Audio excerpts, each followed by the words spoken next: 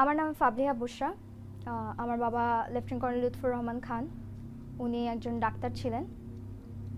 উনি পিলখানা হত্যাকাণ্ডের শহীদ।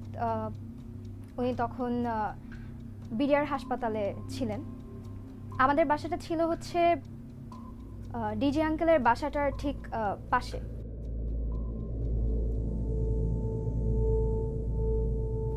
দিনটা আসলে গোলাগুলির শব্দ দিয়ে শুরু হয়। আমি তখন ব্রেকফাস্ট করছিলাম, ওই দিন আমার ছুটি ছিল। আমি ক্লাস 9-এ পড়তাম। আমরা 4 তলার উপরে থাকতাম। একটা একেবারে বুলেট এসে আমাদের জানালার মানে রডের যে পার্টটা থাকে ওইটা বাঁকায় ভিতরে বুলেট ঢুকে গেছে। আমাদের বাসার নিচে 3টা গাড়ি ছিল, গাড়িতে ওরা আগুন লাগাই দিল। আমাদেরকে 2টা সৈনিক এসে ঘর থেকে বের করে নিয়ে যাচ্ছিল।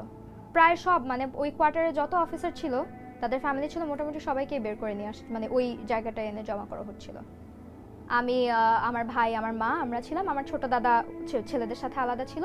ওনারা বেধড়কভাবে অফিসারের মিসেস যারা ইভেন অফিসারদের মারা, তাদের সন্তানরা, ওরা সমানে পিটাচ্ছিল।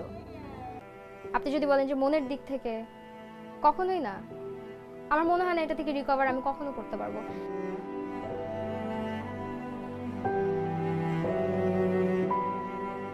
আমরা যারা ভিতরে ছিলাম আমরা কিন্তু কোনো বিদ্রোহ দেখিনি, কোনো অন্যায়ের বিরুদ্ধে সোচ্চার হওয়া দেখিনি। আমরা মানুষ মারার পরে তাদের উল্লাস দেখেছি, আমরা একটা মানুষকে নির্যাতন করা দেখেছি, আমরা ছোট ছোট বাচ্চাদেরকে গিয়ে তাদেরকে গালিগালাজ করা, মহিলাদের গায়ে হাত। এটা কি ধরনের প্রতিবাদ? আমি এটাকে বিদ্রোহ বলতে চাই না, এবং আমরা কেউ এটাকে বিদ্রোহ বলতে চাই না। আমি এটাকে কার্নেজ বলতে চাই, আমি এটাকে ম্যাসাকার বলতে চাই। বিদ্রোহ করা হয় অন্যায়ের বিরুদ্ধে। আমার বাবা কি অন্যায় করেছিল?